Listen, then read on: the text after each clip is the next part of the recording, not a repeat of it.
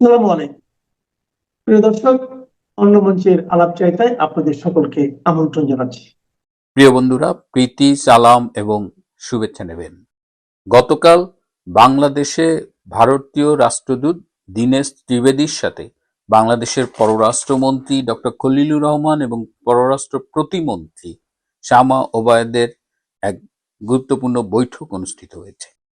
এই প্রথমবারের মতো আনুষ্ঠানিক বৈঠকে মিলিত হলেন ভারতের রাষ্ট্রদূত, যিনি মন্ত্রীর পদমর্যাদায় বাংলাদেশে নিয়োগ পেয়েছেন এবং বাংলাদেশের রাষ্ট্রদূত, এবং যিনি ভারতের একজন পোড় খাওয়া রাজনীতিবিদ এবং ভারতের কেন্দ্রীয় মন্ত্রী হিসেবেও দায়িত্ব পালন করেছেন। তো কালকে এই মিটিংয়ে কি আলোচনা হলো, বাংলাদেশের মিডিয়া অ্যাজ ইউজুয়াল খুবই গতানুগতিক রিপোর্ট করেছেন এবং আমার সূত্রের মাধ্যমে যা জানতে পেরেছি, মিডিয়ায় আমি তার কোনো রিফ্লেকশনই দেখিনি।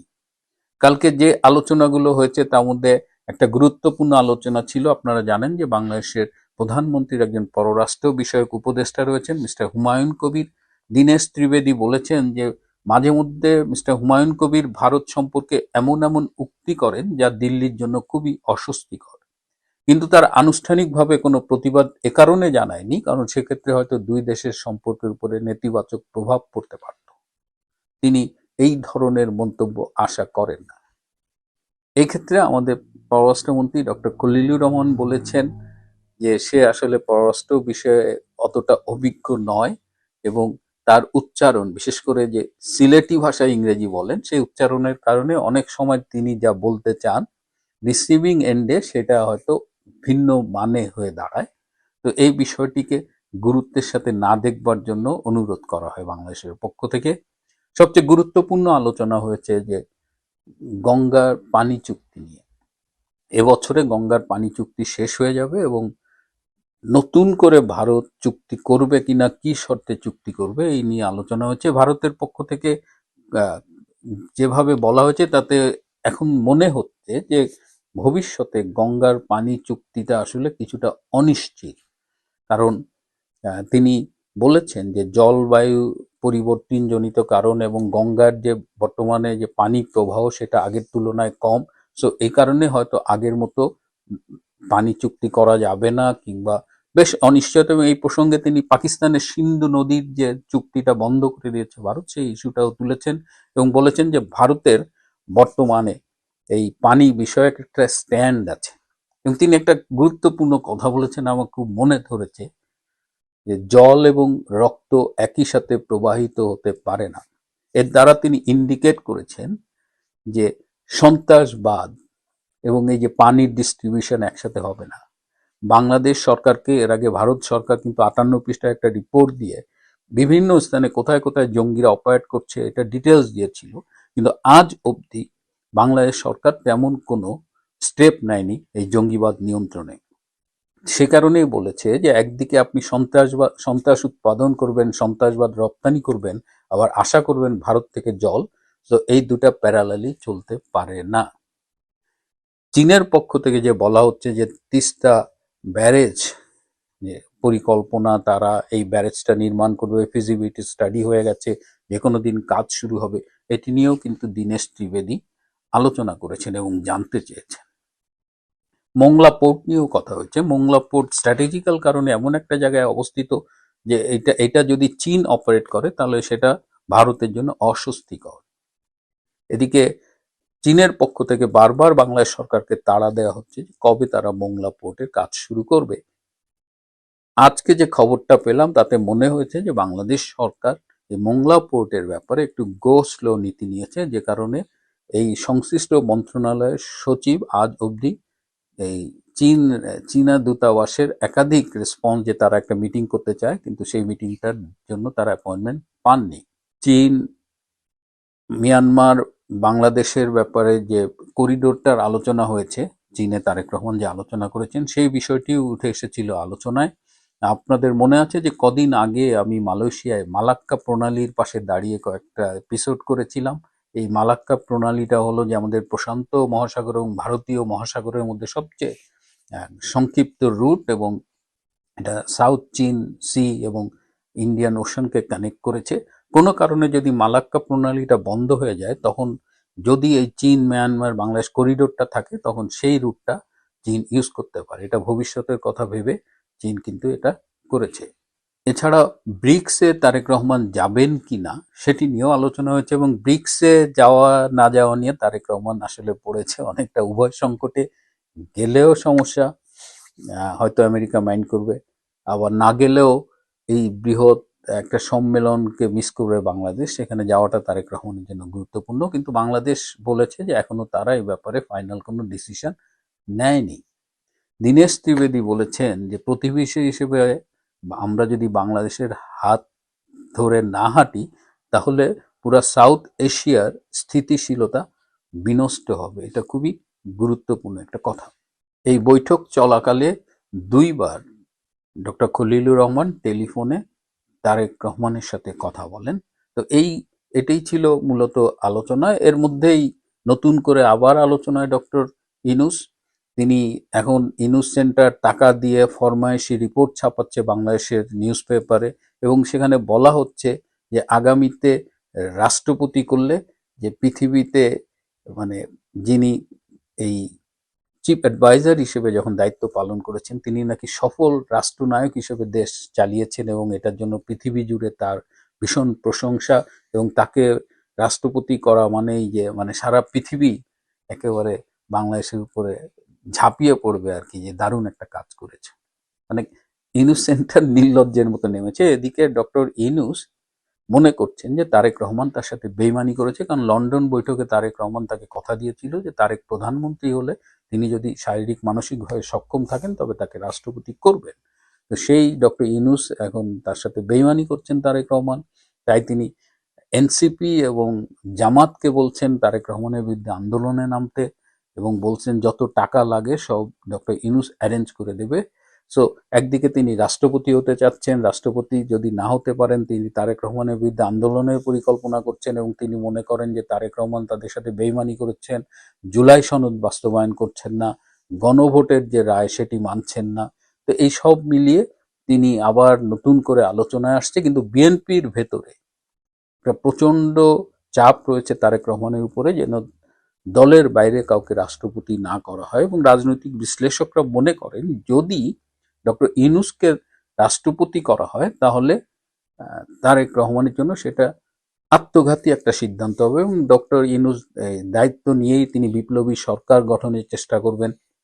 তিনি সবসময় বলেন যে প্রধানমন্ত্রী এবং রাষ্ট্রপতির মধ্যে ক্ষমতার ভারসাম্য থাকতে হবে, অর্থাৎ তিনি নানা রকমের ষড়যন্ত্র করছেন।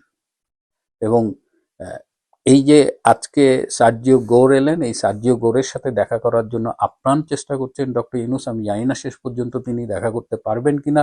সার্জিও গোর এসেছেন 3 দিনের সফরে, তার প্রকাশ্য এজেন্ডা রয়েছে 8টা, আর তার হিডেন এজেন্ডা রয়েছে 12টা। মোট 20টা এজেন্ডা নিয়ে তিনি বাংলাদেশে এসেছেন। তার মধ্যে ইনক্লুসিভ পলিটিক্স, এই যে আইসিটির বিচারের মান নিয়ে প্রশ্ন উঠেছে। হিউম্যান রাইটস ওয়াচ তারা বলেছে যে এখানে যে আইন, আন্তর্জাতিক আইনের যে মানদণ্ড সেটা বজায় রাখা হচ্ছে না।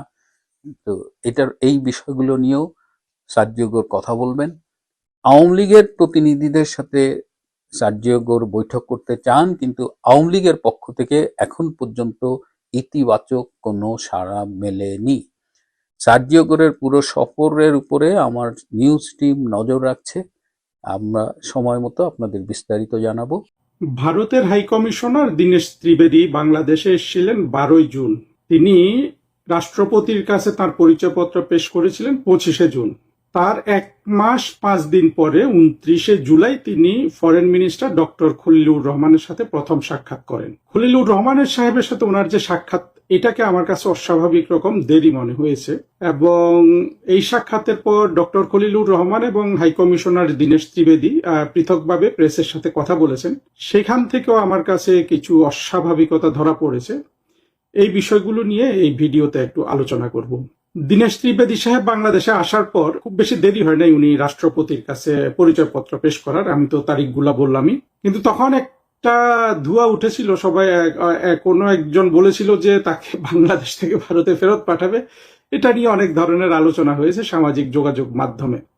আসলে আদতে তখন কিন্তু আসলে কোনো তেমন দেরি হয় নাই। 12ই জুন এসে 25শে জুন রাষ্ট্রপতির কাছে পরিচয়পত্র পেশ করতে পারা এটা দ্রুতই ছিল। এটা নিয়ে আসলে যারা তখন এটা নিয়ে কথা বলেছে তারা তো আবার আজকের বিষয়টা বুঝতে পারেনি, যেটা আজকে ঘটে গেল, যে এতদিন পরে কেন ফরেন মিনিস্টারের সাথে দীনেশ ত্রিবেদী সাহেবের সাক্ষাৎ হলো। বিশেষ করে প্রতিবেশী দেশের সাথে এরকম নতুন রাষ্ট্রদূত আসলে রাষ্ট্রপতির সাথে দেখা হওয়া বা পরিচয়পত্র দেওয়া সেটা একটু দেরি হতে পারে, কিন্তু ফরেন মিনিস্টারের সাথে তো অন্তত পরিচয়পত্র দেওয়ার 5 দিন 7 দিনের মাথায় বৈঠক হওয়া বা দেখা হওয়া উচিত, যেটা অবশ্য দুই পক্ষ থেকেই বলছে সৌজন্য সাক্ষাৎ। সৌজন্য সাক্ষাৎ মানে প্রথম বৈঠক, তো প্রথম দেখাটা দেরিতে হয়েছে, এটা অবশ্যই অস্বাভাবিক। এখন কি ত্রিবেদী সাহেব নিজেই দেখা করার জন্য কোনো চিঠি লেখেন নাই বা নোট ভার্বাল প্রদান করেননি? সেটা হওয়ার সম্ভাবনা খুব কম। আর যদি সেটা হয়ে থাকে তাহলে অবশ্য আমাদের আজকের আলোচনা অনেকটুকু আমরা মিস করে যাব। আমি আলোচনাটা করছি এটা ধরে যে দীনেশ ত্রিবেদী সাহেবের পক্ষ থেকে বৈঠক চাওয়া হয়েছিল, খলিলুর রহমান সাহেবের পক্ষ থেকে বৈঠকটা দিতে দেরি করেছে। আমাকে তো একটা জিনিস ধরে আসলে আলোচনাটা করতে হবে। তারপরে যখন ওনারা দুইজন বৈঠকের পর দীনেশ ত্রিবেদী সাংবাদিকদের বললেন যে তার প্রায় সব বিষয় নিয়ে আলোচনা হয়েছে, ইতিহাস, সংস্কৃতি থেকে এমনকি খেলাধুলা। তারপরে তিনি গঙ্গার বা পদ্মা নদীর পানি বন্টন চুক্তি নিয়ে বলেছেন যে এখানে উনি যতদূর জানেন দুটি জয়েন্ট ওয়ার্কিং গ্রুপ আছে, তারা সেটা আলোচনা করবে। অর্থাৎ এটা তিনি এড়িয়ে গেছেন, এটা কিন্তু সিগনিফিক্যান্ট আমি যতটুকু পেলাম। গঙ্গার পানি বন্টন চুক্তি নিয়ে তিনি কিছু বলেননি। আর প্রধানমন্ত্রী তারেক রহমানের ব্রিক্স সম্মেলনের যোগ দেওয়ার জন্য যে দাওয়াত পাঠিয়েছে ভারতের প্রধানমন্ত্রী নরেন্দ্র মোদী সাহেব, সেই সম্পর্কে দীনেশ ত্রিবেদী বললেন যে তারা খুব আগ্রহের সাথে, অ্যাংশাসলি, এটা ডিপ্লোম্যাটিক শব্দ ইউজ করে, যখন খুব ওয়ার্মথ দেখানো হয়, উষ্ণতা প্রদর্শন করা হয়, তখন এই শব্দটা ব্যবহার করা হয় যে তারা খুব আকুল আগ্রহে অপেক্ষা করছেন প্রধানমন্ত্রী তারেক রহমানের ভারত সফরের জন্য। অন্যদিকে বাংলাদেশের পররাষ্ট্রমন্ত্রী খলিলুর রহমান বললেন যে আসলে তেমন কোনো বিষয় নিয়ে গভীর আলোচনা হয়নি। দ্বিতীয় কথা তিনি বলেছেন যে প্রধানমন্ত্রী তারেক রহমান তো দাওয়াত পেয়েছেন, তিনি বিবেচনা করছেন বা তারা বিবেচনা করছে বাংলাদেশের সাথে দ্বিপাক্ষিক সম্পর্কে। খলিলুর রহমান সাহেব বললেন যে আমাদের মধ্যে কিছু অস্বস্তিকর বিষয় আছে এবং আমাদের বাংলাদেশ ফার্স্ট এই বেসিসে আমরা এগিয়ে যাব। আমাদের সার্বভৌমত্ব কথাটা বলে আবার ঘুরিয়ে ফেললেন, সার্বভৌমত্ব না বলে ভিন্নভাবে বলেছেন, অর্থাৎ বলতে চেয়েছিলেন যে আগে যেহেতু সার্বভৌমত্ব বিক্রি করে দেওয়া হয়েছিল সেইভাবে ভারতের সাথে সম্পর্ক রক্ষা করা হবে না, ভিন্নভাবে। অর্থাৎ খলিলুর রহমান সাহেব যাই বলেছেন তার অর্থ দ্বারা এই, আর দীনেশ ত্রিবেদী যা বলেছেন সেটা তো বললাম। আমরা যদি দুটো পাশাপাশি দেখি আমরা দেখবো যে দীনেশ ত্রিবেদী সাহেব যথেষ্ট উষ্ণ তার সাথে কথা বলার চেষ্টা করেছিলেন, যেটা আসলে একজন রাষ্ট্রদূতের পক্ষে স্বাভাবিক এটা। আর বিপরীতে খলিলুর রহমান সাহেবের জবাব ছিল গম্ভীর, রিস্ট্রেইনড, অর্থাৎ তিনি খুব ভাবগাম্ভীর্য নিয়ে কথা বলেছেন। এই বিষয়টা যদি আমরা পুরো যা বললাম এখন পর্যন্ত তা যদি খোলা চোখে ট্রান্সলেট করি, সেটা দাঁড়ায় যে প্রথম কথা হলো দীনেশ ত্রিবেদী সাহেবের মতো একজন সিনিয়র লোককে মন্ত্রীর পদমর্যাদা দিয়ে বাংলাদেশে পাঠিয়ে, বাইরে আমরা যা দেখছি খলিলুর রহমান সাহেবের কথাবার্তায়, এবং আমরা ধরে নিচ্ছি যে দীনেশ ত্রিবেদী সাহেব সময় মতো ফরেন মিনিস্টারের সাথে দেখা করা সাক্ষাৎ চেয়েছিলেন, কিন্তু তাকে সাক্ষাৎকার দেয়া হলো 1 মাস 5 দিন পরে, অন্তত ক্রেডেনশিয়ালস দেওয়ার। তখন কিন্তু আমাদের বুঝতেই হবে যে একজন সিনিয়র ব্যক্তি হিসাবে, অর্থাৎ মন্ত্রীর পদমর্যাদা রাষ্ট্রদূত হওয়ার ক্ষেত্রে দীনেশ ত্রিবেদীর জন্য আসলে এটা বিব্রতকরই হচ্ছে। ডিপ্লোম্যাটিক সার্কেলে বিব্রতকর হওয়ার সুযোগ আছে, যেখানে পাকিস্তানের হাই কমিশনার বারবার ঘোরাফেরা করছে ফরেন মিনিস্ট্রিতে, তারপরে নানান জায়গায় তিনি প্রোগ্রাম করে বেড়াচ্ছেন। কম্পেয়ার তো আসলে হয় ভারত আর পাকিস্তানের মধ্যে এই ধরনের সিচুয়েশনে, বুঝতেই পারছেন। সেই ক্ষেত্রে দীনেশ ত্রিবেদী সাহেবকে যথেষ্ট পরিমাণে দেখাচ্ছেন বাংলাদেশ সরকার এবং পররাষ্ট্র মন্ত্রণালয়। কি দেখাচ্ছেন? ওই যে ইউনূসের সময় থেকে যে চোখে চোখ রেখে কথা বলা, সেটাই আসলে বলা হচ্ছে। ভারত যতই উষ্ণতা দেখাক না কেন, বিএনপি সরকার, তারেক রহমান সরকারের সেই নীতিরই ধারাবাহিকতা রক্ষা করছেন এবং চোখে চোখ রেখে কথা বলছেন। যদিও আমরা দেখি যে ভারতের পত্র পত্রিকা ইত্যাদি বলার চেষ্টা করছে যে ইউনূসের সময় সম্পর্ক নিচে নেমেছিল, এখন সেটা স্বাভাবিক হয়েছে, স্টাবিলাইজড হয়েছে, এরকম একটা কথা কোনো একটা পত্রিকায় পড়েছি ভারতীয়, যে মানে এখন স্টেডি বা স্টাবিলাইজড, এখন স্থিরতা এসেছে সম্পর্কে। কিন্তু আমরা বাস্তবে আজকে যেটা দেখলাম তাতে এটা মনে করার কোনো কারণ নাই, অন্তত বডি ল্যাঙ্গুয়েজ এবং ভাষার ব্যবহার থেকে। এইরকম একটা অবস্থা আমরা আগেও দেখেছিলাম। বিশেষ করে প্রধানমন্ত্রী শেখ হাসিনার সময় আমরা শুনি যে আমেরিকার রাষ্ট্রদূতের সাথে নাকি এমন করা হতো, যেটা আমি সবসময় বলেছি যে এটা একটা খারাপ প্র্যাকটিস। হ্যাঁ, সেই প্র্যাকটিসটা মনে হচ্ছে তারেক রহমানের সরকার এখন ভারতের রাষ্ট্রদূতের উপর প্রয়োগ করছে। এটা কতটা ভালো মন্দ কার জন্য কি হচ্ছে সেটা সময় বলে দিবে। আপাতত তারেক রহমান সাহেবের প্রতি ভারতীয় গভর্নমেন্ট, বিশেষ করে আমরা যেটা শুনেছি, আমরা তো আর জানি না ভেতরের খবর, যে তারেক রহমান বাংলাদেশে আসুক, বিএনপি রাষ্ট্র ক্ষমতায় বসুক, তারপর সম্পর্ক উন্নত হবে, এটা নাকি ভারতের বর্তমান পররাষ্ট্রমন্ত্রী ডক্টর জয়শঙ্কর এই ব্যাপারে অগ্রণী ভূমিকা রেখেছেন। তো এটা যদি হয় তাহলে বলবো যে ডক্টর জয়শঙ্করের সেই আগ্রহ বা যে ভূমিকা তিনি রেখেছিলেন সেইটার প্রত্যুত্তর আসছে অত্যন্ত বিপরীত ভাবে। এটা অন্তত পাবলিক ডিপ্লোম্যাসিতে এইটাই বলে, পাবলিক ডিপ্লোম্যাসি মানে পাবলিক যে পারসেপশনটা গ্রহণ করতে পারে এইসব বিষয় নিয়ে, সেটা বা পাবলিক যেটা এই মিনিং গুলা দাঁড় করাতে পারে, এই যা কিছু আমি এতক্ষণ বললাম, সেখান থেকে পাবলিক যদি ভালোভাবে লক্ষ্য করে, পাবলিক দেখবে যে তারেক রহমানের সরকার যথেষ্ট কড়া ভারতের উপর। যেমন ধরুন ব্রিক্স সম্মেলনে তারেক রহমানের অংশগ্রহণ, এইটা তারেক রহমান সরকার থেকে আজকেও খলিল সাহেব বলছে যে এটা বিবেচনা করে দেখা হচ্ছে। বাইল্যাটারাল যদি স্টেট ভিজিট বা হাইয়েস্ট লেভেল ভিজিটের জন্য নরেন্দ্র মোদী সাহেব ওনাকে দাওয়াত করতেন, সেখানে আসলে ভেবে দেখার কথা বলা হলে সেটা এক ধরনের মিনিং হয়। কিন্তু ব্রিক্স সম্মেলনে তো আসলে ভেবে দেখার কিছু নাই। ব্রিক্স সম্মেলনে গেলে তো এখানে ভারতকে সম্মান করা বা অসম্মান করার কিছু এসে যায় না, সেভাবে ইন্টারপ্রিট করা যায়। তারপরও তিনি এই ব্রিক্স সম্মেলনে যোগ দিতে এত চিন্তা ভাবনা কেন করছেন, এটারও কিন্তু নানান মিনিং করা যায়। আপনারা দেখবেন যে ইরান বা ভেনিজুয়েলা, আগের ভেনিজুয়েলার হুগো চাভেজ কিংবা গাদ্দাফি, এই ধরনের শাসকগুলা যারা মার্কিন যুক্তরাষ্ট্রের সাথে যাদের সম্পর্ক অত্যন্ত খারাপ, তারা কিন্তু নিউ ইয়র্কে প্রতি বছরই যেত। হুগো চাভেজ প্রতি বছরই যেত। ইরানের প্রেসিডেন্ট আহমেদিনেজাদের সময় দেখেছি যে যখন তিনি অত্যন্ত কঠোর ছিলেন মার্কিন যুক্তরাষ্ট্রের প্রতি, তারা কিন্তু নিয়মিত, এমনকি কর্নেল গাদ্দাফি, তিনি নিয়মিত নিউ ইয়র্কে যেতেন জাতিসংঘের সাধারণ অধিবেশনে যোগদান করতে। এটা তো সেই রকমই হওয়ার কথা। তারেক রহমান সাহেব যদি ব্রিক্স সম্মেলনে যোগদান করেন, সেখানে তো আসলে দেখছি আমরা ডিসিশন নিচ্ছি বলার কিছুই নেই। এটা একটা ব্রিক্সের সদস্য হওয়ার জন্য তো তারেক রহমান সাহেবের যেসব উপদেষ্টা আছে তারা বলেই যাচ্ছেন। আর ব্রিক্সের 1 নম্বর দেশ বা নেতা তো আসলে চীন। সেখানেও এখান থেকে মনে হচ্ছে যে ভারতের চোখে চোখ রেখে এক ধরনের রিয়েস্ট্রেইনড ভাবগাম্ভীর্য এগুলা বলে ভারতকে তারা একটা শিক্ষা দিচ্ছেন। এই জন্য যে কারণ ভারতের কাছে শেখ হাসিনা সার্বভৌমত্ব বিক্রি করে দিয়েছিল, এখন সার্বভৌমত্ব ফিরে এসেছে, এইটা প্রমাণ করছেন বলে তারেক রহমানের সরকারের যা কিছু আমরা পাচ্ছি ভারত বাংলাদেশ সম্পর্কে তারেক রহমানের সরকার থেকে, সেটাই প্রমাণিত হয় যেটা ইউনূস শুরু করেছিলেন। এখন দেখা যাক ভবিষ্যতে এটা কিভাবে গড়ায়। আপাতত আমি কিন্তু এর বাইরে কিছু দেখলাম না।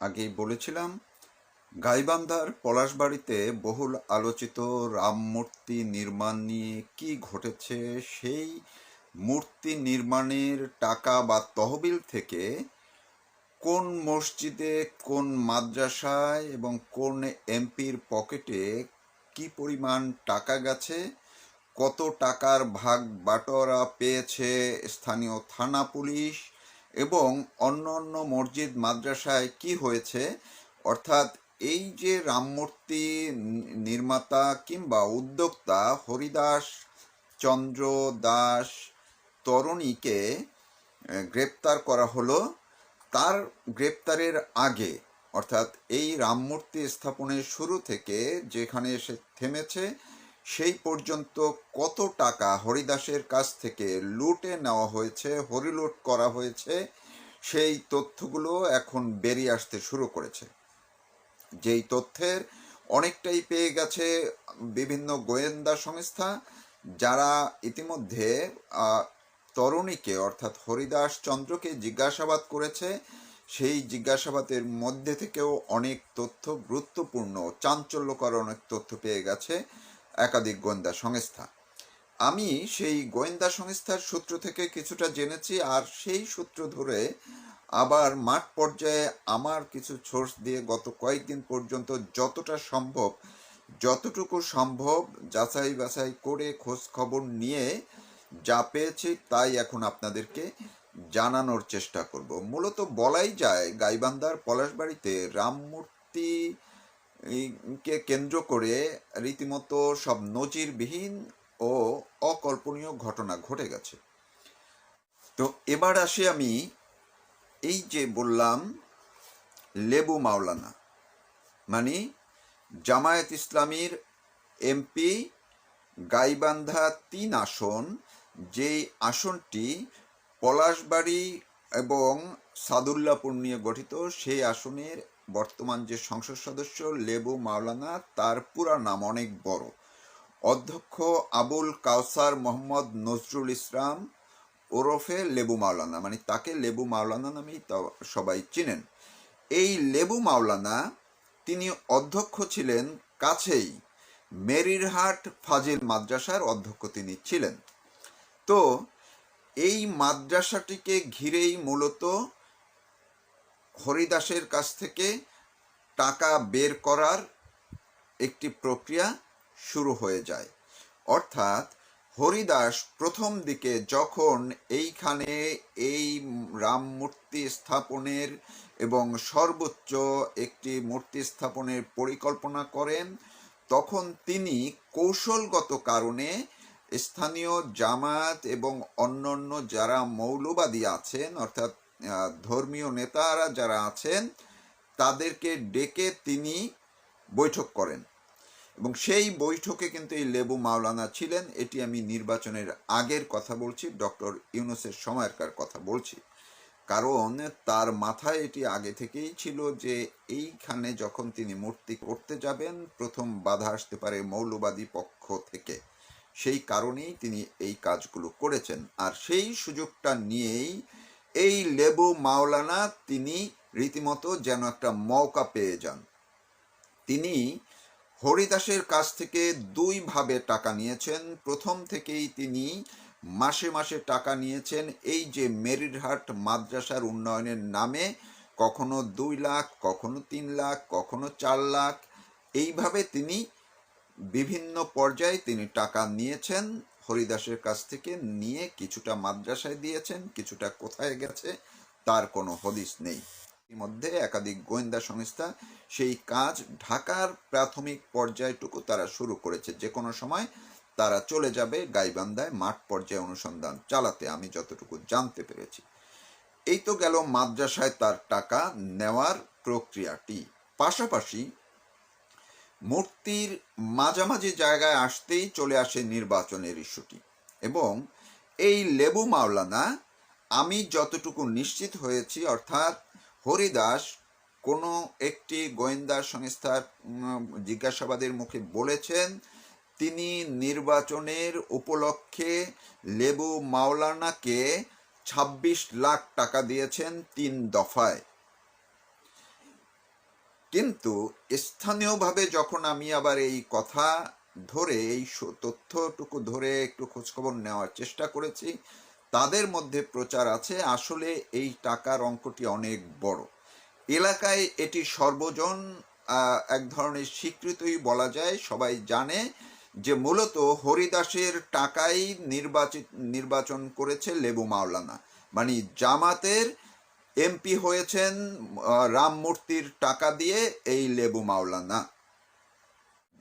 যখন বিভিন্নভাবে লেবু মাওলানার এই টাকা নেওয়ার বিষয়টি একেবারে ওপেন সিক্রেট হয়ে যায়, তখন এইখানে আরও জুটে যায় হরিলুটের অংশীদার। রীতিমতো সেখানকার আরও কয়েকটি মসজিদ এবং মাদ্রাসার তারাও এখানে আসে এবং হরিদাসের কাছ থেকে তারা যে যখন যা পেরেছে টাকা নিয়েছে, কখনো উন্নয়নের নামে, কখনো এতিমখানার শিশুদের খাওয়ানোর নামে, কখনো তাদের মাদ্রাসা মসজিদ চালাতে পারছে না সেগুলোর নামে, কখনো সংস্কারের নামে।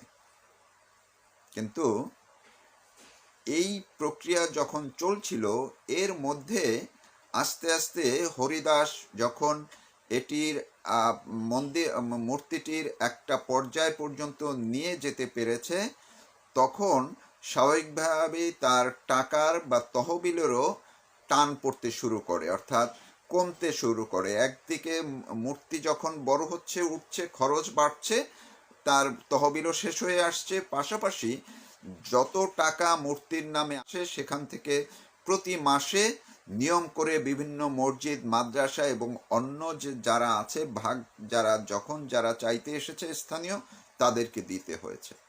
থানায় প্রতি মাসে যিনি সেখানকার ওসি, সেই ওসি এবং আগের সময়ও এই হরিদাস প্রতি মাসে নিয়ম করে কখনো 2 লাখ, কখনো 3 লাখ, কখনো বা আরও বেশিও দেওয়া হয়েছে। এবং এই তথ্যগুলোও কিন্তু গোয়েন্দা সংস্থা পেয়ে গেছে। ইন্টারেস্টিং আরেকটি বিষয় হলো যে হরিদাসের বিরুদ্ধে মূল আন্দোলনটি কখন থেকে দানা বাঁধতে শুরু করে।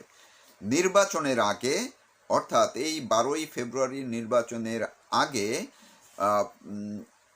ওই এলাকার পলাশবাড়ির এই মন্দিরের কাছাকাছি পূর্ব ফরিদপুর জামে মসজিদ, তারা এর আগে বিভিন্নভাবে কখনো 10,000, কখনো 20,000, কখনো 5,000, যখন যা টাকা লেগেছে নিয়েছে। কিন্তু এক পর্যায়ে হরিদাস একটু শক্ত হন এবং তিনি এই মসজিদ কমিটিকে বলেন যে আপনাদেরকে তো বারবার এরকম বিচ্ছিন্নভাবে টাকা দিচ্ছি, তো এই টাকা দেওয়া এগুলো আপনারা একটা কাজ করেন, বরং আপনাদের কি দরকার মসজিদের উন্নয়নের জন্য আপনারা একটা আমাকে আবেদন করেন, আমি একবারে আপনাদেরকে কিছু টাকা দেই যাতে আপনাদের আর সমস্যা না হয়।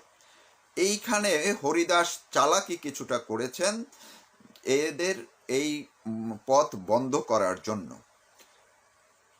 যখনই এই পূর্ব ফরিদপুর জামে মসজিদ কমিটির সেক্রেটারি হারুনার রশিদ তিনি একদম লিখিত আবেদন করেন যে তাদের মসজিদের উন্নয়ন দরকার এবং দোতলার সম্পন্ন করা দরকার, ভবনটির দোতলার অংশটি সম্পন্ন করা দরকার, এই জন্য তার সাহায্য সহযোগিতা দরকার। এই চিঠিতে তারা হারুনার রশিদ এটিও লিখেছেন যে আমরা জানি যে আপনি বিভিন্নভাবে ধর্মীয় প্রতিষ্ঠানে দান করছেন। এরপরই ঘটে চমকপ্রদ ঘটনা, কিন্তু যেটি এক ধরনের কাল হতে শুরু করে এই হরিদাসের জন্য। সেটি হচ্ছে যখনই এই পূর্ব ফরিদপুর জামে মসজিদের আবেদনটি হরিদাস হাতে পান, তিনি এটি তার ফেসবুকে আপলোড করে দেন, ছড়িয়ে দেন, এবং এটি যখন জানাজানি হয়ে যায়, এই তো এলাকার যারা মসজিদ নিয়ে যারা বিভিন্ন ধরনের ব্যবসা বাণিজ্য করেন তাদের মধ্যে ভয় ঢুকে যায়, তারা সতর্ক হয়ে যান এবং তারা রীতিমতো এই হরিদাসের দিক থেকে মুখ ঘুরিয়ে নিয়ে তারা ওই আবেদনটি তার কাছে আবার চেয়ে নেন, প্রত্যাহার করে নিতে চান। হরিদাস দিতে রাজি হয়নি, তাকে চাপ দিয়ে এই লেবু মাওলানার মাধ্যমে এবং আরও স্থানীয় এনসিপি নেতাদের মাধ্যমে চাপ দিয়ে তাকে সেই ফেসবুক থেকে সরিয়ে ফেলতে বাধ্য করা হয়। কিন্তু এর আগেই অনেকের কাছে এটি রয়ে গেছে। আপনারাও যদি এই পূর্ব ফরিদপুরের মসজিদের আবেদন সার্চ দেন আপনারা পেয়ে যাবেন, এখনো আছে অনলাইনে, সেটি কোথাও না কোথাও রয়ে গেছে, আপনারা পেয়ে যাবেন। এই ঘটনার পরেই এই মসজিদ কমিটি, ইমাম কমিটি আস্তে আস্তে জড়ো হতে থাকেন। পাশাপাশি আরও যারা আছে, একদিকে জামাতের নেতারা, স্থানীয় পর্যায়ের আর এক নেতা যিনি হচ্ছেন জামাতের বায়তুল মাল সম্পাদক পলাশ আহমেদ, তিনি প্রতি মাসে, এমনকি মাসে 2-3 বারও এই হরিদাসের কাছ থেকে টাকা নিয়ে আসতেন বিভিন্ন অজুহাতে। পরে যখন সবাই বুঝতে পারলো যে হরিদাস এই ফেসবুকে দিয়ে দিয়েছে এবং কখন কার্ডটা দিয়ে দিবে, এবং যেহেতু মন্দিরের কাজও প্রায় শেষ, ফলে হরিদাস যে এখন চোখ ঘুরিয়ে নিতে পারে, এই আশঙ্কায় তারা মূলত নিজেদের যখন নিরাপত্তার জায়গাটি চলে আসে তখন তারা আন্দোলনের একটি প্রক্রিয়া শুরু করে এবং এই আন্দোলনের প্রক্রিয়াটি আস্তে আস্তে বাড়তে থাকে। তার সঙ্গে দফায় দফায় দেন দরবার হয়, সেইখানে থানার ওসি তারা অংশ নেয়। এই লেবু মাওলানা সমঝোতার চেষ্টা করেন, বিএনপির ডাক্তার সাদেক তিনি সমঝোতার চেষ্টা করেন, কিন্তু কোনো কিছুতে কিছু হয় না। কারণটা হচ্ছে এই ডকুমেন্টস যেগুলো তরুণীর কাছে জমা ইতিমধ্যে হয়ে গেছে, সেগুলো অনেকগুলোই তারা ফেরত চাচ্ছিলেন। কিছুটা তরুণী ফেরত দিয়েছে, অনেকগুলো ফেরত দেননি। তরুণী ঠিকই তার কাছে হিসাব রাখতেন কাকে কখন কয় লাখ টাকা দিয়েছেন এবং এ পর্যন্ত মোট কি পরিমাণ টাকা এলাকার মসজিদ, মাদ্রাসা, ওই যে লেবু মাওলানা এবং অন্যান্য নেতাদেরকে দিয়েছেন। চরমোনাইয়ের যারা আছেন তাদেরকে দিয়েছেন, বিএনপির অনেকের কাছেও দিয়েছেন। তারা আন্দোলন যখন চাঙা করে তখনও তার কাছ থেকে এই আন্দোলন বন্ধ করে দেওয়া হবে এই অজুহাতেও 12 থেকে 14 লাখ টাকা নেওয়া হয়েছে এই আন্দোলনকারীদের পক্ষ থেকে। সেখানে এই আন্দোলনের একবার নাম পরিবর্তন পর্যন্ত করা হয়েছে এবং জামাত বলেছে তারা এটার সঙ্গে নাই, বিএনপি বলছে তারা এটার সঙ্গে থাকবে না। কিন্তু আমি আজকে আরেকটি ভিডিওতেই বলেছি, লাইভে গিয়ে বলেছিলাম যে গত পরশুদিন মানে সোমবার দিন তারা আনুষ্ঠানিকভাবে এই বিএনপি, জামাত, এনসিপি, হেফাজতে ইসলামী সবাই এক হয়ে 16টি রাজনৈতিক দল সংগঠন তারা আনুষ্ঠানিকভাবে অবশেষে এই মূর্তি অপসারণের জন্য, শুধু রাম মূর্তি না সবগুলো মূর্তি অপসারণের জন্য গাইবান্ধা জেলা প্রশাসনের কাছে আবেদন জানিয়েছে। এর আগে আরেকটি ছোট্ট ঘটনা আপনাদেরকে বলে রাখছি আমি, যে আপনারাও শুনেছেন হয়তো কিছুদিন আগেই এই যে আন্দোলন শুরুর পরপর অর্থাৎ হরিদাস গ্রেপ্তার হওয়ার আগের সপ্তাহেই এই পলাশবাড়িতে বিএনপি এবং জামাতের মধ্যে ব্যাপক এক মারামারি হয়। সেই মারামারির কারণও এই হরিদাসের টাকার ভাগাভাগি নিয়ে। ওই সময় হরিদাস তার একজন স্থানীয় অভিভাবক, বিএনপি নেতা, বিএনপির সেক্রেটারি, উপজেলা সেক্রেটারি সামাদ মণ্ডল, তিনি তার অভিভাবক ছিলেন। অর্থাৎ ছোট সময় থেকে এই হরিদাস তরুণীকে লালন পালন, তার পড়াশোনা, তার দেখভালের অনেক কিছুই দায়িত্ব, অভিভাবক হিসেবে দায়িত্ব পালন করেছিলেন বর্তমান পলাশবাড়ী উপজেলা বিএনপির সাধারণ সম্পাদক সামাদ মণ্ডল। হরিদাস যখন নিরুপায় হয়ে যাচ্ছিলেন তখন তিনি সামাদ মণ্ডলকে তাকে আগে থেকেও তিনি বিভিন্নভাবে হরিদাস সাহায্য সহযোগিতা করতেন, টাকা পয়সা দিতেন। তিনি সামাদ মণ্ডলও তার লোকজন দিয়ে এটা সামাল দেওয়ার চেষ্টা করছিলেন। কিন্তু সামাদ মণ্ডল যখন জামাতের ওই যে পলাশকে অর্থাৎ উপজেলা যে বায়তুল মাল সম্পাদক তাকে যখন থামানোর চেষ্টা করছিলেন, এ নিয়ে বিএনপি এবং জামাতের মধ্যে দ্বন্দ্ব শুরু হয়, যা মারামারি পর্যায়ে পড়ে যায়। অর্থাৎ জামাতের নেতা কর্মীরা এই বিএনপির সাধারণ সম্পাদক সামাদ মণ্ডলকে পিটিয়েছে। কারণটি হচ্ছে কেন সামাদ মণ্ডল হরিদাসের কাছ থেকে টাকা আনতে এই জামাতের মাঝারি পর্যায়ের যারা নেতা, পলাশ আহমেদ বিশেষ করে, তাকে বাধা দিচ্ছে। এবং এই পলাশ আহমেদ এলাকায় এতটাই সন্ত্রাসী কিসিমের এক লোক, যার নেতৃত্বে কয়েকদিন আগে মানে 25শে মার্চ রাত্রে পলাশবাড়ি থানায় ঢুকে এই পলাশের নেতৃত্বে একদল 15-16 জনের জামাত নেতা কর্মী তারা রীতিমতো থানায় হামলা করে। এটা কিন্তু এই 25শে মার্চ, গেল 25শে মার্চ রাতে, মানে 25শে মার্চ 2026 রাতে পলাশবাড়ি থানায় ঢুকে 7-8 জন পুলিশ কর্মকর্তাকে মারধর করে, এমনকি ওসিকেও মারধর করে। তো সেই ঘটনা ঘিরে বিএনপি জামাতের যখন দ্বন্দ্ব চরমে হয় তখন এই মারামারির ঘটনা ঘটে। এরপরে কেন্দ্রীয় পর্যায় থেকে কিছু সমঝোতার মাধ্যমে আবার যখন হরিদাসকে গ্রেপ্তার করা হলো তখন একসাথে সমঝোতার মধ্যে এসে এখন জোটবদ্ধভাবে এই মন্দির, পুরো মন্দির অপসারণ, মূর্তি, সব মূর্তি অপসারণের জন্য তারা এখন আবেদন করলো। তো এই ঘটনাগুলো যে হরিদাসের টাকা মানে রাম মূর্তির টাকা লুটপাট করে লেবু মাওলানা এমপি হয়েছেন এবং স্থানীয় মসজিদ মাদ্রাসার উন্নয়ন হয়েছে, স্থানীয় ইমাম যারা আছেন বেশিরভাগ ইমামের পকেটে গেছে রামমূর্তির টাকা, গেছে জামাতের নেতাদের পকেটে, গেছে যারা আন্দোলন করছেন তাদের পকেটে। অর্থাৎ হরিদাস তার অনেকটা সচেতনভাবে এবং কৌশলগত কারণেই যে মূর্তির কাজ শেষ না হওয়া পর্যন্ত তিনি একদিকে তার ভক্তদের কাছ থেকে প্রতিদিন যে 2-4 লাখ টাকা করে জমা হতো সেই টাকা তিনি এমনভাবে পরিকল্পনা করেছেন, মন্দিরেও তিনি বাড়াচ্ছিলেন, আর ওইখান থেকে তিনি স্থানীয় এই মৌলবাদী গোষ্ঠীকে, জামাত, বিএনপি এবং এনসিপি মৌলবাদী ছাড়াও স্থানীয় সন্ত্রাসী এবং পুলিশ সবাইকে খুশি রাখার জন্য তিনি এই কাজগুলো করেছেন। এমনকি লোকাল কোনো সাংবাদিককেও তিনি নিয়মিত মাসহারা দিতেন। এই তথ্য আমি যেমন পেয়েছি, গোয়েন্দা সংস্থার কাছেও এই তথ্য গেছে। গোয়েন্দা সংস্থা এখন ঢাকায় সবগুলো তারা তথ্য যা পেয়েছেন আরও কিছু তথ্য তারা সংগ্রহের চেষ্টা করছেন এবং খুব দ্রুত সময়ের মধ্যেই তারা মাঠ পর্যায়ে অনুসন্ধান করবেন যে কাদের কাছে কার কাছে এই হরিদাসের এবং রামমূর্তির টাকার ভাগ বাটোয়ারা গেছে।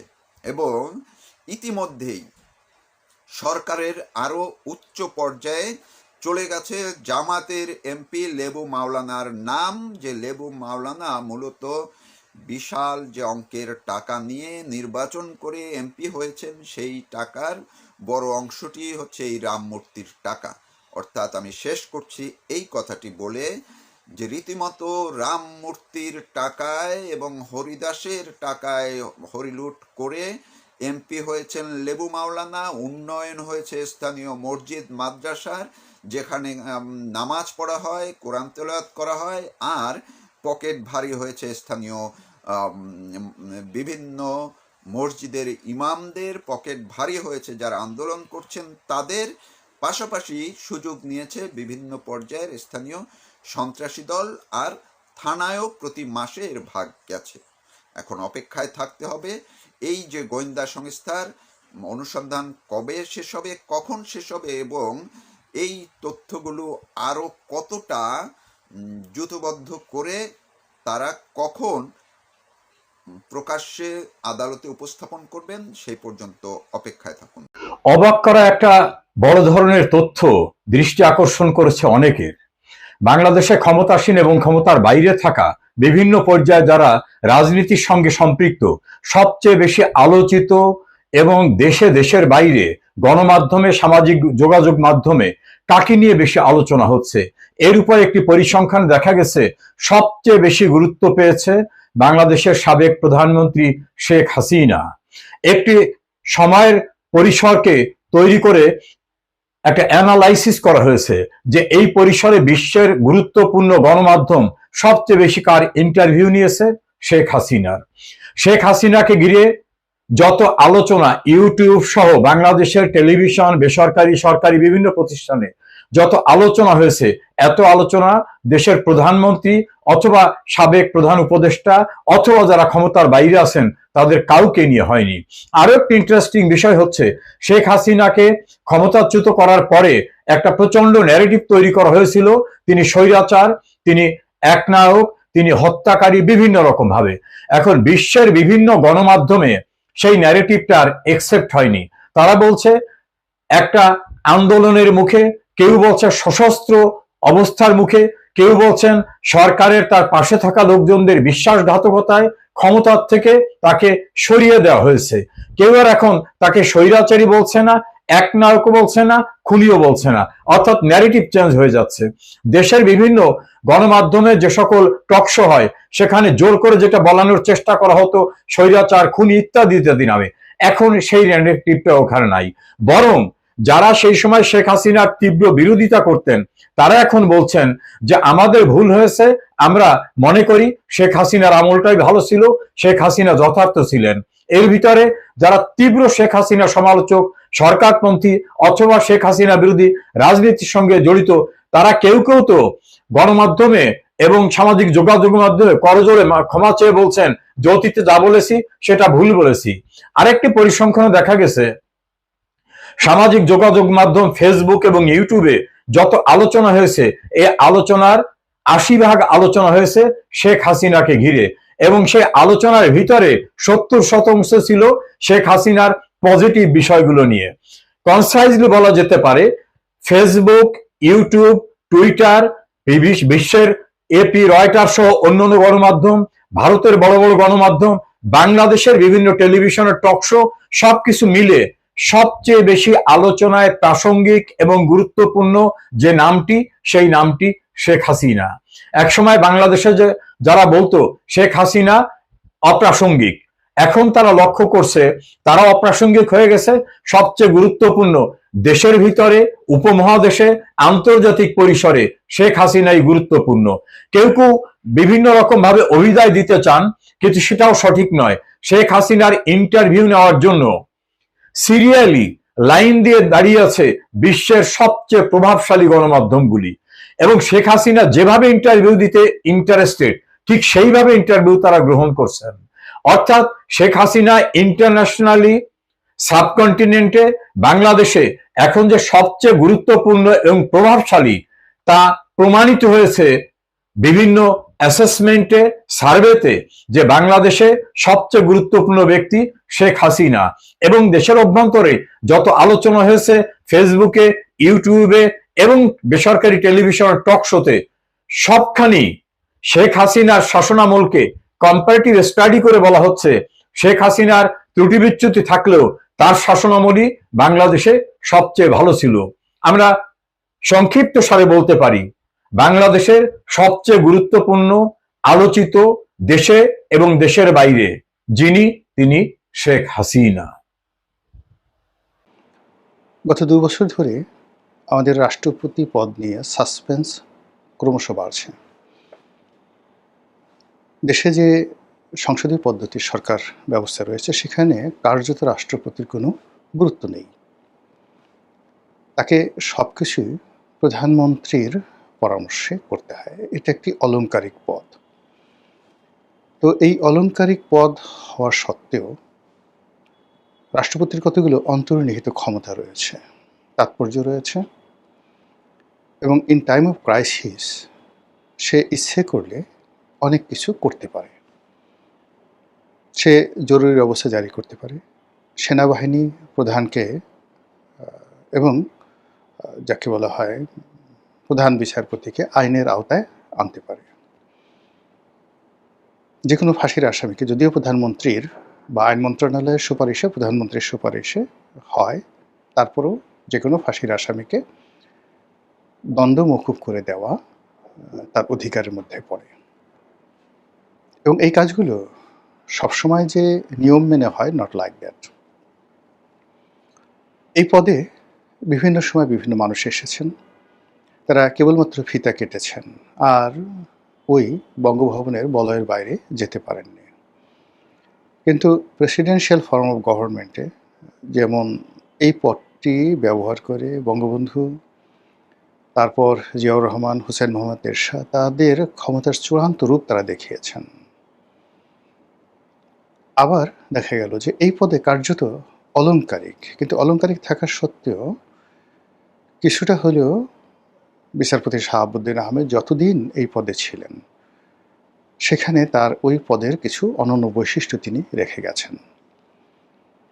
আবার ক্রাইসিস মোমেন্টে বিএনপির জমানাতে যখন সেনাপ্রধান জেনারেল নাসিমের সঙ্গে সরকারের দূরত্ব চরমে, ঠিক সেই সময়টিতে আব্দুর রহমান বিশ্বাস যে সাহস নিয়ে, শক্তি নিয়ে সেনাপ্রধানকে পদচ্যুত করলেন, ঠিক সেম কাজটি কিন্তু ইয়াজউদ্দিন আহমেদ করতে পারতেন, তার সে অধিকার ছিল। আবার সেম কাজটি শাহাবুদ্দিন চুপ্পু করতে পারতেন, একই কাজটি আরও অনেকে করতে পারতেন, কিন্তু সেই আব্দুর রহমান বিশ্বাসের মতো বিশ্বাসযোগ্যতা সবার মধ্যে ছিল না। আবার ধরুন তত্ত্বাবধায়ক সরকারের প্রধান রূপে যারা আসছেন, এই প্রধান ব্যক্তিরূপে অনেকে অনেক কাজ করে গেছেন, কিন্তু বিচারপতি হাবিবুর রহমান যে সাহস দেখিয়েছেন, শক্তি দেখিয়েছেন, এটি বাংলাদেশের ইতিহাসে অনন্য। এবং আমরা যতদিন এই বাংলাদেশে গণতান্ত্রিক বিধি ব্যবস্থায়, নির্বাচনী ব্যবস্থার কথা স্মরণ করব, ঠিক ততদিন বিচারপতি হাবিবুর রহমানের কথা আমরা শ্রদ্ধা ভরে স্মরণ করব। ইট মিনস প্রধানমন্ত্রী হন, তত্ত্বাবধায়ক সরকারের প্রধান হন, সংসদের বিরোধী দলীয় নেতা হন, কিংবা একজন সিম্পল সাধারণ এমপি হন, ডাজ নট ম্যাটার। আপনার যদি দক্ষতা থাকে, যোগ্যতা থাকে, তাহলে এই পদগুলো মানে এই সকল পদগুলো ন্যাশনাল পদ, মানে জাতীয় পদ। আপনি একজন মেম্বার অফ পার্লামেন্ট হলেন, a single member of parliament, তিনি ওই পার্লামেন্টে বসে এমন কিছু কাজ করতে পারেন তার এলাকার জন্য, জাতির জন্য, এমন কথা বলতে পারেন যেটি ইতিহাস হয়ে থাকে। অন্যান্য পদগুলোর কথা বললাম, মন্ত্রী ক্ষেত্রে প্রযোজ্য, সংসদ নেতার ক্ষেত্রে প্রযোজ্য, স্পিকারের ক্ষেত্রে প্রযোজ্য। এখনও স্পিকার বলতে আমরা যেভাবে হুমায়ুন রশিদ চৌধুরীকে বুঝি, স্পিকার বলতে যেভাবে শামসুল হুদা চৌধুরীকেও বুঝি এরশাদের জমানাতে এবং শেখ হাসিনার জমানাতে, ইসে অনন্য একটা প্রাণবন্ত সংসদ তারা উপহার দিয়ে গেছেন জাতিকে। আবার সংসদ নেতা বলতে সংসদকে জমিয়ে রাখার ক্ষেত্রে মুসলিম লীগ বলেন, আর প্রেসিডেন্সিয়াল ফর্মের আন্ডারে সংসদ বলেন, যাই বলেন, শাহ আজিজুর রহমানের মতো এত চৌকসভাবে বাংলাদেশে অন্য কোনো নেতা সংসদ পরিচালনা করতে পারেননি। তো এই কারণে কি হলো যে এখন ঘুরে ফিরে এই রাষ্ট্রপতির পদটি বারবার আলোচনায় আসছে। আলোচনায় আসছে এই কারণে যে শেখ হাসিনা যে বিশ্বাস এবং ভরসা করে জনাব শাহাবুদ্দিন চুপ্পুকে ওই পদে বসিয়েছিলেন, এটা শেখ হাসিনার জমানাতেই তার সঙ্গে তার একটা দূরত্ব তৈরি হয়ে গিয়েছিল। ফলে সেই বিশ্বাস এবং ভরসা শাহাবুদ্দিন চুপ্পুর কাছ থেকে তিনি পাননি। আর তাদের মধ্যে এমন একটা দূরত্ব, প্রথম দিকে তো ভালোবাসা এমন পর্যায়ে ছিল যেটা আনবিলিভেবল, আর শেষের দিকে মানে শেখ হাসিনা যখন চলে গেলেন তার আগে সম্ভবত তাদের মধ্যে কথাবার্তা, মুখ দেখা দেখিও বন্ধ ছিল। তো এই গত 2 বছরে সেই রাষ্ট্রপতির হাত দিয়েই এমন সব কাজকর্ম হয়েছে, যেমন শেখ হাসিনার পদত্যাগপত্র নেই। তো কোনো পদত্যাগপত্র নেই যে রাষ্ট্রপতি বলেছেন, আবার সেই রাষ্ট্রপতি বলেছেন যে শেখ হাসিনা পদত্যাগ করেছেন। তারপর শেখ হাসিনা পদত্যাগ করেছেন, পদত্যাগপত্র তার হাতে আছে, তারপরও তিনি সেইগুলোকে মূল ডকুমেন্ট এভিডেন্স রেখে বাকি কাজগুলো করে নিয়েছেন। ফলে সেই শেখ হাসিনার পদত্যাগ থেকে আজ পর্যন্ত সব কিছু, আজকের এই নির্বাচন, সংসদ, সব কিছু মানে একটা প্রশ্নের মধ্যে, একটা ব্র্যাকেটের মধ্যে আছে। তো এক্ষেত্রে রাষ্ট্রপতি, রাষ্ট্রের যারা কর্মকর্তা, সবাই যদি ঠিক একটা যাকে বলে ওই ধরনের একটা মেধা নিয়ে, মননশীলতা নিয়ে, সাহস নিয়ে, শক্তি নিয়ে পরিস্থিতি মোকাবেলার চেষ্টা করতেন, তাহলে আজকে যে সমস্যাগুলো তৈরি হয়েছে এবং এই সমস্যার প্রেক্ষিতে আগামী দিনগুলোতে অনেকের জন্য যেভাবে ফাঁসির দড়ি চোখের সামনে ঝুলছে, এরকম অনিশ্চয়তা তৈরি হতো না। এই কারণে কি হলো, এই যে এইবার যে রাষ্ট্রপতির পদত্যাগ এবং সে পদে নতুন কাউকে দেওয়ার ক্ষেত্রে বিএনপিকে খুবই সতর্কতা অবলম্বন করতে হচ্ছে। চুপ্পু সাহেবের বিদায় এবং এর প্রেক্ষিতে সবার আগে যে নামটি এসেছিল সেটা হলো ডক্টর মোহাম্মদ ইউনূস। এখন সরকারের ভাবসাব দেখে মনে হচ্ছে তারা ইউনূসের যে রাষ্ট্রপতি পদের সম্ভাব্যতা এটা একেবারে 0%। সরকারের যারা কর্তা ব্যক্তি তারা ইতিমধ্যেই ডক্টর মোহাম্মদ ইউনূসের সঙ্গে তাদের যে একটা বিরোধ ছিল, ডক্টর মোহাম্মদ ইউনূস যে তাদের সঙ্গে কৌশল করেছেন, আর তার জবাবে ডক্টর মোহাম্মদ ইউনূসকেও তারা একটা কৌশলের মধ্যে ফেলেছেন, এটা স্পষ্ট হয়ে গেছে। সরকারি দলের নেতারা বলার চেষ্টা করছেন যে ডক্টর মোহাম্মদ ইউনূস ইলেকশন দিতে চায়নি, নির্বাচনে বিএনপিকে ধোঁকা দিতে চেয়েছিল, তার ইচ্ছা ছিল এনসিপি জামাতকে ক্ষমতায় আনা এবং ক্ষমতাকে প্রলম্বিত করা। কাজেই সেই জায়গাতে ডক্টর মোহাম্মদ ইউনূসকে ছলে বলে কৌশলে বিএনপি বাধ্য করেছে, কাজেই তার সঙ্গে তাদের কোনো কমিটমেন্ট নেই।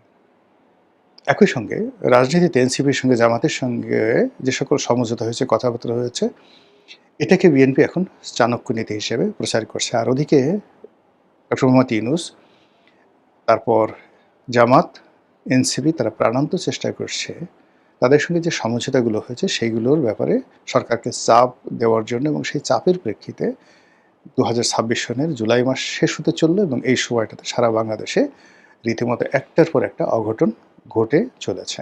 আর ঠিক সেই সময়টাতে রাষ্ট্রপতির পদ আপাতত বা কার্যত খালি আছে। ডক্টর মোহাম্মদ ইউনূসের পর সম্ভাব্য যে নামটি শোনা গিয়েছিল তিনি মির্জা ফখরুল ইসলাম আলমগীর। সকল পত্রিকায় bdnews.com-এর মতো বাংলাদেশের শীর্ষস্থানীয় অনলাইন পোর্টালে যখন খবর এলো, তখন সাংবাদিকরা জিজ্ঞাসা করলেন মির্জা ফখরুল ইসলাম আলমগীরকে। উনি ভদ্রলোক মানুষ, কার্যত তিনি বা দৃশ্যত তিনি আসলে বিব্রত হলেন। এ কারণ হলো আমরা খবর করে দিয়েছি, এমন খবর যে দলের নীতি নির্ধারকরা বসেছিলেন এবং সবাই মিলে সিদ্ধান্ত নেওয়া হয়েছে দলের মধ্য থেকেই কাউকে রাষ্ট্রপতি বানানো হবে এবং তিনি হবেন মির্জা ফখরুল ইসলাম আলমগীর। কিন্তু তিনি বললেন যে এটা নেহায়েতি গুঞ্জন, তিনি আর এগোননি। এবং এই ধরনের বিষয় অনেকের জন্য বিব্রতকর। মধ্যে একবার বর্ষিয়ার নেতা আলতাফ হোসেন চৌধুরী সম্পর্কে খবর আসলে তিনি স্পিকার হচ্ছেন, লোকজন ফুলের মালা নিয়ে মানে রীতিমতো একেবারে প্রস্তুত হয়ে আছে অনেকে। আমার সাথে ওনার সাথে খুব ভালো খাতির, আমিও চিন্তা করলাম যে ওনাকে একটা টেলিফোন করে কংগ্রাচুলেশন জানাই। তো যাই হোক, পরে আর কিছু হলো না, উনি নিজে টেলিফোন করলেন। আমি বললাম যে স্যার আপনি ফোন করেছেন, আমি তো লজ্জায় ফোন করিনি, বিকজ আপনার তো হলো না। আমার ধারণা ছিল আপনি হবেন, হওয়ার পরে আমি একসাথে ফুলের মালা নিয়ে আপনার ওখানে যাব, মিষ্টি সিষ্টি নিয়ে যাব, ইত্যাদি ইত্যাদি। তো যাই হোক, উনিও খুব রসিক মানুষ, উনি বললেন হ্যাঁ রনি, আমি তোমার অফিসে বা বাসায় যাব এবং কনুই দিয়ে তোমার ঘরের কলিং বেল টিপব। আমি তো অবাক হয়ে গেলাম, কনুই কেন? তো বলে আরে বুঝো না, আমি 2 হাতে মিষ্টি নিয়ে যাব, 2 হাতে মিষ্টি নিয়ে যাব, তো যার জন্য সেই মিষ্টি থাকা অবস্থায় তো আমি সেই কলিং বেল টিপতে পারবো না, এই জন্য কনুই দিয়ে কলিং বেল টিপবো। দুজনে হাসাহাসি করলাম, আরও অনেক কথাবার্তা বললাম। তো এইরকম জনাব মির্জা ফখরুল ইসলাম আলমগীরের ক্ষেত্রে প্রযোজ্য যে তাকে নিয়ে যে ধরনের প্রচার হচ্ছে, প্রোপাগান্ডা হচ্ছে, আলোচনা হচ্ছে, যদি এটি শেষ অবধি না হয় তাহলে এই ভদ্রলোক জীবন শান হয়ে এসে এক ধরনের বিরূপ পরিস্থিতি পড়বেন। এই জন্য তিনি বলছেন এটা নেহায়েত গুঞ্জন। অন্যদিকে যেটা হলো যে তাহলে কে হবেন? মানুষ তার স্বাভাবিকভাবে যেটা কল্পনা করে, মির্জা ফখরুল ইসলাম আলমগীর, অধ্যাপক ডক্টর খন্দকার মোশাররফ সাহেব, মঈন খান, নজরুল ইসলাম খান, ওনাদের নাম সঙ্গতির কারণে সিনিয়র হিসেবে চলে আসে। কিন্তু ইতিমধ্যে দলের যারা সিদ্ধান্ত গ্রহণ করেন এবং এই মুহূর্তে সরকারে যারা খুবই কর্তৃত্ববাদী, তারা সবাই তারেক রহমান সাহেবের সমবয়সী অথবা তার চেয়ে বয়সে ছোট, কিন্তু তার সঙ্গে অসাধারণ সুসম্পর্ক স্থাপন করেছেন তারা বিগত দিনগুলোতে। অনেকে বাংলাদেশে ছিলেন, অনেকে তার সঙ্গে লন্ডনে ছিলেন। এই যে তাকে কেন্দ্র করে তার যে কিচেন ক্যাবিনেট, এবং কিচেন ক্যাবিনেটের সঙ্গে সঙ্গে কিচেন ক্যাবিনেট ঢুকতে পারেন না কিন্তু ক্যাবিনেটের বাইরে থাকেন এরকম অনেকে, তাদেরকে আপনি ধরে নিতে পারেন সরকারের তরুণ তুর্কি। এই যারা তরুণ তুর্কি তারা সবাই মনে মনে চাচ্ছেন, বাস্তবে চাচ্ছেন, নিজেরা কানাঘুষা করছেন, এমনকি হয়তো প্রধানমন্ত্রীকে পরামর্শ দিচ্ছেন বা চাপ দিচ্ছেন যে রাষ্ট্রপতি পদে তার সহধর্মিণী ডক্টর জুবাইদা রহমানকে নিয়োগ দেওয়া হোক। যুক্তি, আর যদি বেগম জিয়া জীবিত থাকতেন তাহলে তিনি রাষ্ট্রপতি হতেন, এতে কোনো রকম কেউ কোনো প্রশ্ন করত না। এবং এই ধরনের পরিবার কেন্দ্রিক যে রাষ্ট্র ব্যবস্থা, পরিবার কেন্দ্রিক প্রশাসনিক ব্যবস্থা, রাজনীতি আমাদের পাক ভারত উপমহাদেশে অহরহ। আমাদের যেই শ্রীলঙ্কাতে দেখা গেল চন্দ্রিকা কুমারাতুঙ্গা তিনি প্রেসিডেন্ট হলেন, তার মা সীমাভু বন্দর নায়েকে তাকে প্রধানমন্ত্রী করা হলো। তো এই হলো শ্রীলঙ্কাতে। তো সেক্ষেত্রে বাংলাদেশে খালেদা জিয়া রাষ্ট্রপতি এবং যাকে বলা হয় তারেক রহমান সাহেব প্রধানমন্ত্রী, এটা যদি তাদের একেবারে ডিকশনারির প্রথম পৃষ্ঠাতে থাকে তাহলে দ্বিতীয় পৃষ্ঠাতে তারেক রহমান সাহেব প্রধানমন্ত্রী আর জুবাইদা রহমান তিনি যদি রাষ্ট্রপতি হন তাহলে অসুবিধাটা কী? বরং এটার একটা আলাদা সৌন্দর্য ফুটে উঠবে। জুবাইদা রহমান এমনি তার মধ্যে সবাই বেগম জিয়ার রূপ দেখেন, তার হাঁটা চলা, তার মৃদুভাষ্য, তার চেহারা সুরত, অভিব্যক্তি সব মিলিয়ে তার মধ্যে সবাই বেগম জিয়ার ছায়া দেখেন। অধিকন্ত তার যে বংশমর্যাদা, গুণাবলী, শিক্ষা দীক্ষা সব মিলিয়ে বঙ্গভবনে যদি তার অভিষেক হয় তাহলে বঙ্গভবনের সৌন্দর্য বাড়বে, বই কমবে না। অতীতে যারা সম্মানিত রাষ্ট্রপতি ছিলেন, তো সেক্ষেত্রে তাদের যদি আপনি হায়েস্ট গ্রেডের লেখাপড়া, সেই আবু সাইদ চৌধুরীর মতো মানুষ, জাস্টিস সায়েমের মতো মানুষ, আপনি তাদেরকে যদি দেখেন সেক্ষেত্রে জিল্লুর রহমান সাহেবের মতো মানুষ, তো সেক্ষেত্রে আসলে জুবাইদা রহমান এখন একেবারে পরিপূর্ণ বয়স্ক একজন সম্ভ্রান্ত মহিলা। এক্ষেত্রে বাংলাদেশে প্রথম নজিরবিহীনভাবে একজন মহিলা প্রধানমন্ত্রী পাওয়া গেল, মুসলিম প্রধানমন্ত্রী পাওয়া গেল। এরপর একমাত্র রাজনৈতিক পরিবারের সদস্য যার সম্পর্কে এখন পর্যন্ত একটা ডট, একটা বিন্দু, কলঙ্কের একটা বিন্দু, তার যারা ঘোরতর শত্রু, বিএনপির যারা ঘোরতর শত্রু, তারাও জুবাইদা রহমান সম্পর্কে একটা ডট এখন পর্যন্ত দিতে পারেননি। তো এখানে যদি তাকে রাষ্ট্রপতি পদে মনোনয়ন দেয়া হয়, শুধু একটাই সমস্যা হবে, শুধু একটাই সমস্যা, সেটা হলো জুবাইদা রহমান বঙ্গভবনে অফিস করবেন, কিন্তু তাকে রাত্রি যাপন করতে হবে এসে তার স্বামীর বাড়িতে, অথবা জুবাইদুর রহমান বঙ্গভবন অফিস করবেন, প্রধানমন্ত্রীকে থাকতে হবে তার স্ত্রীর বাসভবনে। এটা একটা বিষয়। আর এখন যেভাবে রাষ্ট্রপতি, মানে এখন যেভাবে প্রধানমন্ত্রী ফ্রি স্টাইলে তার স্ত্রীকে নিয়ে গাড়িতে যাচ্ছেন, হেলিকপ্টারে যাচ্ছেন, ব্যাকপ্যাকে করে যাচ্ছেন, রাষ্ট্রীয় প্রোটোকলে তখন ওটা হবে না। এবং নিজের স্ত্রীকে তখন তাকে মহামান্য বলে সম্বোধন করতে হবে। স্ত্রীর সঙ্গে বিদেশ থেকে এসে দেখা করতে যেতে হবে ফরমাল। স্ত্রীর সামনে ক্রস লেগ করে পায়ের উপর পা তুলে বসা যাবে না, তাকে ভদ্রভাবে বসতে হবে। এই বিষয়গুলো মানে একটা অসাধারণ দৃশ্য তৈরি হবে, অসাধারণ দৃশ্য তৈরি হবে। এবং এখন এমনি জনাব তারেক রহমান সাহেব তার স্ত্রীর প্রতি যে প্রেম ভালোবাসা দেখাচ্ছেন, এটি নিয়ে বাংলাদেশে রীতিমতো নতুন লাইলি মজনুর গল্প তৈরি হচ্ছে। অনেক নারী বলছে তার স্বামীদেরকে, দেখো দেখো দেখো ভদ্রতা কাকে বলে, জিয়া পরিবার থেকে শিখো, তারেক রহমান সাহেব থেকে শিখো, সে তার স্ত্রীর প্রতি কীভাবে দায়িত্ব কর্তব্য পালন করছে। আর তুমি মিনসে কোথাকার, সারা জীবন ইনকাম করো 2 পয়সা, তারপরে চাকরি করো, ক্যারানির চাকরি, বাসায় এসে জয়েন্ট সেক্রেটারি ভাব দেখাও, আর মাসে 20-25 হাজার টাকা ইনকাম করে মনে হয় যেন বাসায় এসে তুমি বিল গেটস হয়ে গেছো, ইলেন মার্কস হয়ে গেছো, এরকম ভাব দেখাও। অথচ দেখো তারেক রহমান সাহেব কীভাবে মাথায় ছাতি ধরেন, কীভাবে হাত ধরে তাকে প্লেন থেকে নামান বা অন্য জায়গাতে উঠান, এগুলো কি তোমার চোখে পড়ে না? তো এইরকম ঘটনা যখন ঘটবে, তখন এই যে পুরুষরা এখন যেভাবে নির্যাতিত হচ্ছেন তারেক রহমান সাহেবের কারণে, তারা স্বস্তির নিঃশ্বাস ফেলবেন। যখন জুবাইদা রহমান রাষ্ট্রপতি হবে, তখন এই পুরুষ জাতির তাদের স্ত্রীদেরকে বলতে পারবে, যাও যাও যাও, ওনার মতন করে একটা পিএইচডি ডিগ্রি নিয়ে আসো, এনে তারপরে এইভাবে রাষ্ট্রপতি হও। তুমি রাষ্ট্রপতি হও, তখন তোমার মাথায় ছাতি তুলে ধরবো, তোমাকে নিয়ে গান গাবো, তারপরে আরও যা কিছু করতে হলো সবই করবো। কিন্তু তুমি যেভাবে থাকো, যেভাবে নিজের মনে করো আল্লাহ তোমাকে যতটুকু চেহারা সুরত দিয়েছে, সেখানে পাউডার টাউডার না মেখে উল্টা কতগুলো কালি মেখে থাকো যেন আমার মেজাজ গরম হয়ে যায়। তো এইভাবে থাকো, আর তুমি চাও যে আমি তোমার সঙ্গে রাষ্ট্রপতির মতো ব্যবহার করি। এই পুরুষ জাতির একটা উপকার হবে। অন্যদিকে নারী জাতির মধ্যেও কিন্তু একটা প্রতিযোগিতা এসে যাবে যে ঠিক আছে, জুবাইদা রহমান তিনি যদি রাষ্ট্রপতি হতে পারেন, তাহলে আমি কেন পারবো না? এখনো পর্যন্ত কিন্তু নারীরা রাষ্ট্রপতি হওয়ার স্বপ্ন দেখতে পারছে না। ফলে নারীদের স্বপ্নের যে জায়গাটা, সেই জায়গাটা একটা নির্দিষ্ট জায়গায় সীমাবদ্ধ হয়ে আছে। এই সীমাবদ্ধতা থেকে জুবাইদা রহমান, তারেক রহমান ইচ্ছা করলে এদেশের নারী জাতিকে তিনি এগিয়ে দিতে পারেন।